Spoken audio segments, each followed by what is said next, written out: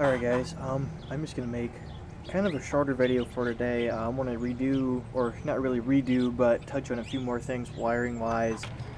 Got an inline fuse for the headlight wires. Bud D mentioned this, that's who it was. Basically any wire that you have running into your interior, you want to fuse it. Just in case the wire grounds out or shorts out or like that, the fuse will blow and you'll prevent some pretty serious electrical issues from occurring. And I got this right here, more fuses. This car likes to destroy 10 amp fuses anyway. Self-drilling bolts for some grounds I'm going to be adding, and a fuse tap. I'm going to hook my gauge lights, which are right there, up to this fuse tap. I'm going to hook this fuse tap up to the same circuit the headlights used to be hooked up to. Those are actually run off of accessory. You can't turn you weren't able to turn the headlights on before without the key in. So when the key is in, the circuit for the lights has power, which is what I'm going to put this in, and I'm going to hook my gauge light up to that so it comes on with my key. Because I don't feel like trying to find a positive wire hooked up to the lights or anything, or trying to chase wires around or running another toggle switch or anything like that. Next thing I got are the LED strips. I'm going to put these up front because those little tiny bulbs and those lights just aren't very visible during the daytime. At least at night they're pretty visible, but from a distance they are hard to see with the headlights on. So I'm going to put these on the bumper. That's what these were for. I got ring terminals already, so I'm going to ground them just to something random and then hook these up to the turn signal wires I ran in myself. And then the last thing I got are these resistors, because my blinker is still really spastic and fast, and I'm going to hook those LED strips in first and see if they slow the blinker down anymore, because they'll be drawing more power. If they don't, then I will go ahead and hook these up.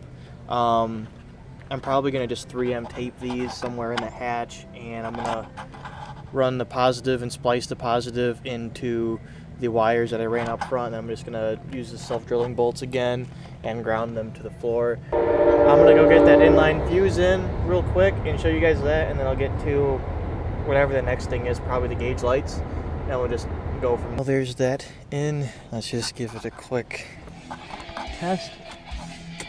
And it works, so that's one thing done. And the next, I'll try to get my gauge lights in. That fuse holder, not only did it not come with a fuse, but it also didn't come with the butt connectors for it, which was kind of frustrating, but oh well. But I got all that figured out. I had electrical taped it just to help clean it a little bit, but my electrical tape's kind of shot, so it looks really ugly. I had to get some shrink wrap, but I haven't done it, so oh well. I'm gonna get this hooked up with the fuse holder right here, and I noticed that this is a mini fuse, so we'll see if I can even put this in my fuse box or not. If not, I'll probably just go without gauge lights for a little bit longer, but hopefully this thing will fit. And I have a bunch of 10 amp little baby ones, so I'll see what size fuse is down there. I might just use another circuit entirely, but we'll see. I just need one that turns on with the key, because those LEDs don't draw a lot of power anyway, so they're not going to make it start blowing fuses. So I'm going to get to that, and I'll show you guys the end result, and then we'll move on to the next thing. Alright, so I got the front turn signals in and all wired up. The wiring job isn't beautiful, but it'll work for now. So they're just right here, and I actually used a Phillips head bit, this one right here, to put the hole in the bumper, since this bumper is a piece of junk anyway. Put the hole in it, ran the wires in, spliced into the wires I already ran up here. Here's the one, so I can disconnect it if I have to, because it's the positive and the ground's right here, and then the ground for the other one is right here, and then it's got another thing, so if I ever have to take the bumper off, I can just disconnect those and not have to cut wires again. So they're working. I'll go ahead and turn them on. And there they are. I didn't slow down the blinker speed though, so I do need to put the resistors in. Gave up on the fuse tap thing because it was too small for my fuse box, so I just had to give up on that. I can't use it. And I have to go buy another one that's for the right size fuse, and then I can do that. So I'm gonna wait on doing the gauges, the gauge lights, probably till tomorrow. So we'll just continue this video tomorrow. But I'll get those resistors in, see if they fix my rapid blinker, and then we'll be done until tomorrow. Got the resistors in and 3M taped, double-sided taped right to the rear of the hatch. So for the positive, I use these little splice things that came with them, and then there's the other one right there. And for the ground, self drillers right there, and they do work. So my blinker speed is normal now. They do get really warm, the resistors do, but that's, you can hear the blinker speed is normal. Looks normal. These resistors cool off pretty fast though, at least, but shouldn't melt any wire since it's so far away. And then there's the front two.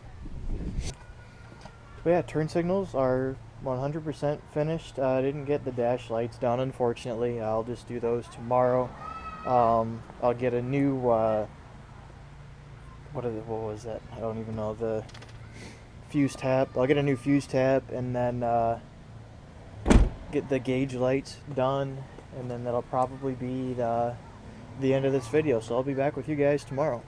Alright, so it is the next day. It's obviously early in the morning, and I just got off work, so I'm about to go to Walmart and get a new fuse tap. Hopefully that is the appropriate size for my fuse box, and if they don't have it, I'm sure AutoZone or O'Reilly will. So I'm about to do that.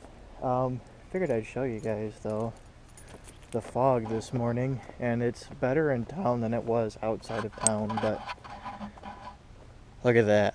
Hopefully the screen isn't actually getting fogged up, or the lens on the camera. But on the way home, I literally, like, look at that.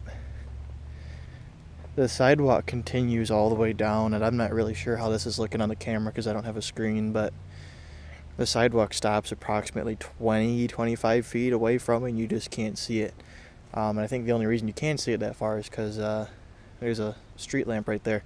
Yeah, I'm gonna go head to Walmart, maybe the auto store if I have to, and I'll be able to get this thing done. Alright, so I got the inline fuse holder, the right sized one this time, right here. I'm gonna get that hooked up in a little bit, but what I want to do first is I bought a new roll of electrical tape because mine was junk.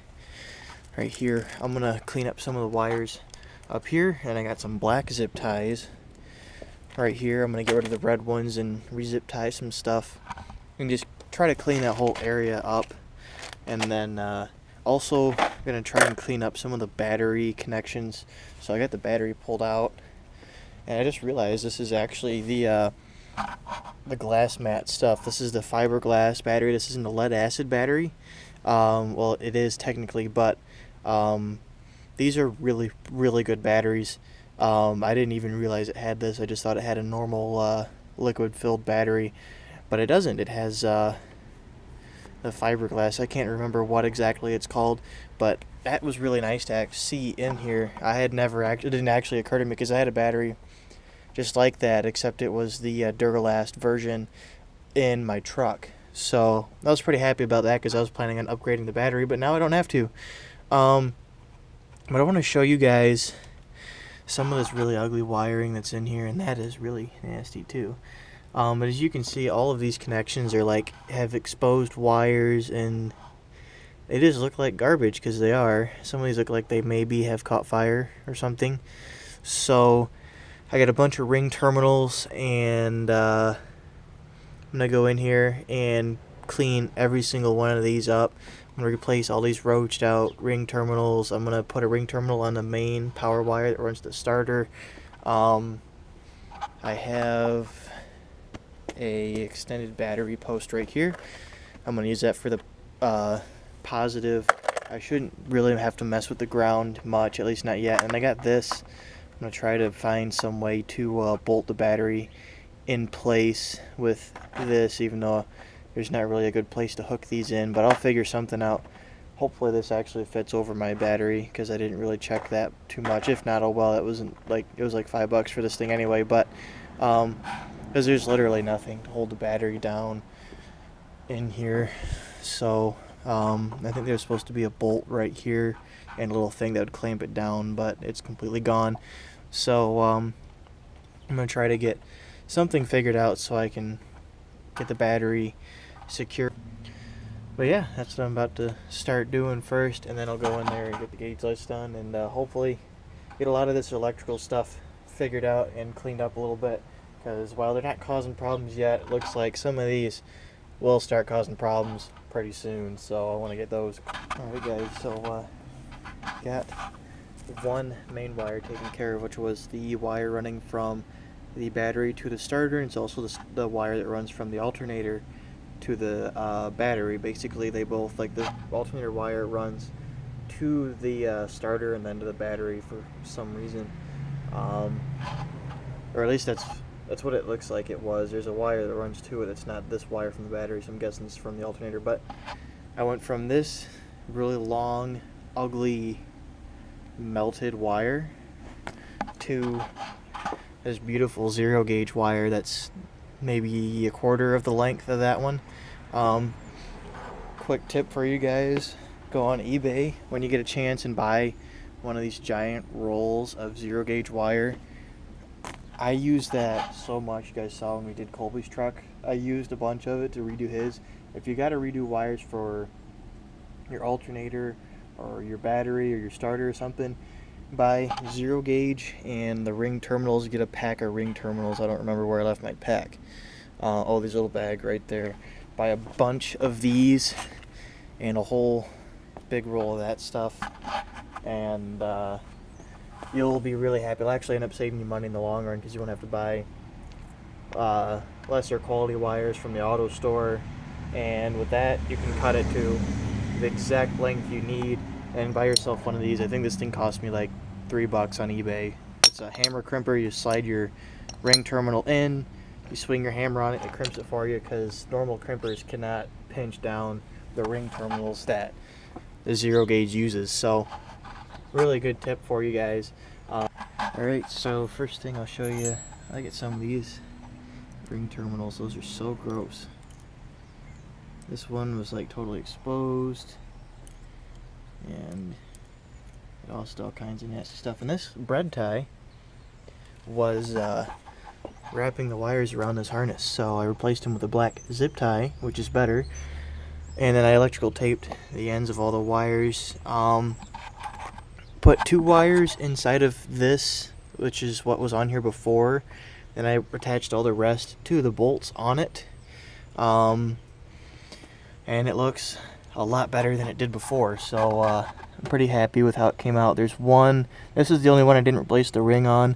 I just sanded it down and cleaned it up, and it's actually alright. So but these 3 right here, I replaced the ring terminals on with brand new ones, and then these 2 wires right here are clamped into this big terminal, and then obviously the starter wires right there. So I'm going to clean this up, get the ground attached, and then we'll be all ready to go inside and get my gauge light. Alright, so I almost forgot to get the battery mount on. This thing's pretty cheap and kind of sucks, but it works.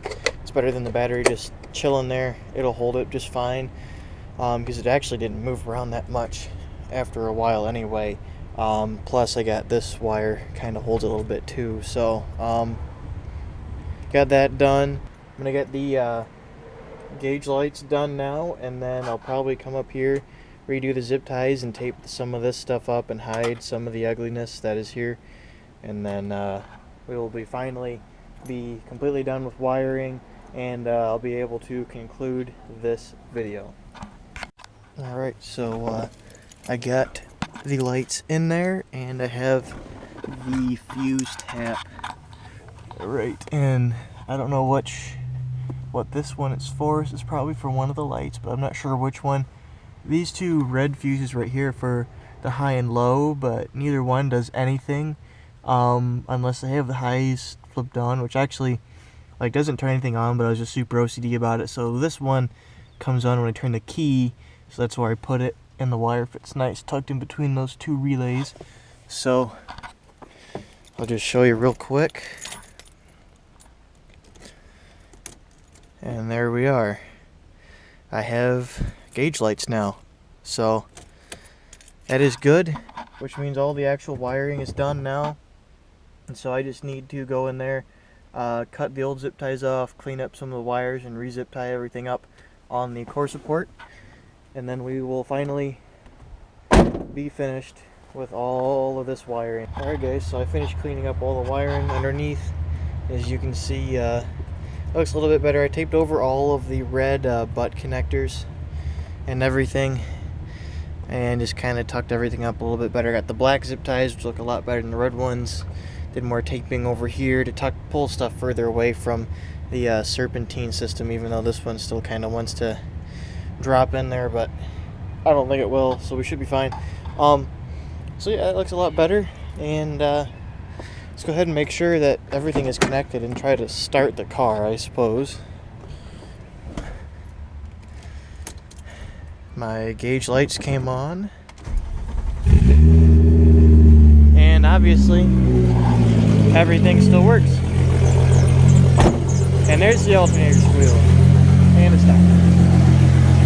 So yeah, basically all of the wiring is pretty much sorted out. All of the things that I needed to fix, wiring and light-wise, are completely fixed, 100% working now. Like I said, everything is fixed. I also de-riced it a little bit by removing the lights in the other wiring video. I want to thank you guys a lot for watching. I know this video was pretty boring. There wasn't a whole lot going on. But with the lack of uploads, I wanted to still make a video on it and give you guys something at least. So make sure you hit that like button and subscribe. Like I said, we do have a new build coming up. In the video I uploaded where I asked you guys, so far everybody has said turbo build, which is pretty much what I'm leaning towards now as well. So it's going to be a turbo build on a Ford Festiva. Might not be getting it in 2 weeks. It might be about 4 weeks before I can get one, because at the moment there's like none of them for sale that are any good.